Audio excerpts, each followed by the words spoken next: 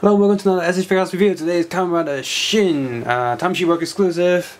So, cardboard container box, Tamashii Work exclusive right there. Bandai Collector's Shop, delivery box, SH Figuarts, Tamashii Nations, and such. Barcode. Barcode on the back. Kamen Shin in Japanese. So this is where you stick any labels if you need to. It says label position or something. I'll get that out.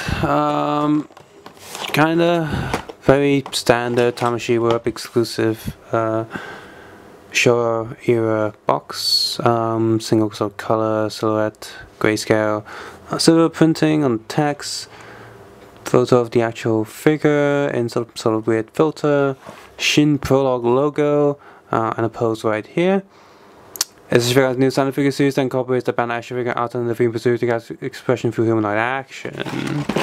And here's a back on some of the extra features that the box comes with. If you want to take a look at the box art and instruction manual, please feel free to head to the Facebook link below where I'll be posting photos of those and the figure itself. Here's a quick look at the instructions manual. 5, 4, 3, 2, 1. And here's the plastic tray, which opens kinda easily, not too worried about flipping the limited accessories into the wilderness. Almost seems like a waste of space with all this space going on there, but it fits with the rest of the boxes, so that's excusable, I guess. Apart from the fist hands attached to the body, you also have the relaxed hands and spray open sort of hands, and you also have 2 extra heads. So you got the normal head, the slightly open mouth head, and the full open mouth head. So you could do animation of him talking, like, you know, just sort of kind of. So articulation. But one thing to note is probably not. Can't think if you can see it too clearly, but yeah, his eyes are indeed transparent with all 3 heads, and swapping heads is actually quite easy. Articulation double neck joint. With this body, it should be quite easy to move around. Shouldn't be any limitations. Sideways this way and sideways that way. Full 360 degrees rotation.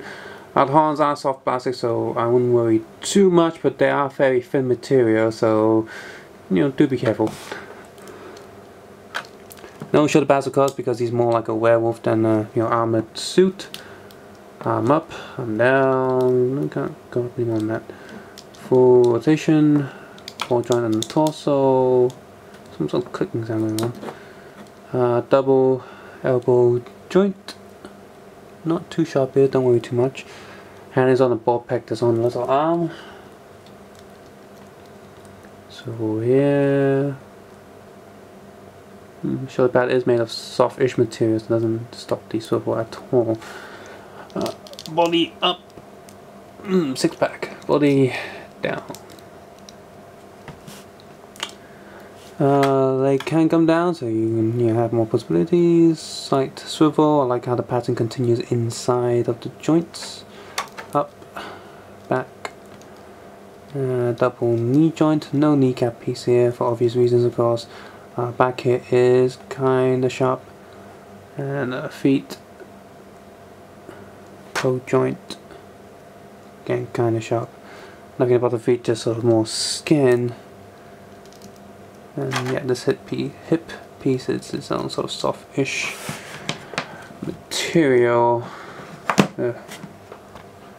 So, molding wise, Kamen Shin is absolutely fine. So is paint wise. Can't really see any injection lines anywhere that's really obvious, and the paint is just fine. So in terms of representing the actual character from the show, it's pretty good. However, being a Tamashii Work exclusive, which means it's quite pricey for what you get. In fact, he costs even more than Kamen Rider Black or Black RX, and that's just not on. That's terrible. That's a horrible price. I mean, he's as bad as Kamen Rider Agito. The figure, which is a shame because the figure itself is pretty good. It's well remedied by having a bit more you know, accessories. And you might be thinking, well, what accessories would Shin have? Well, here's one accessory they could have, maybe.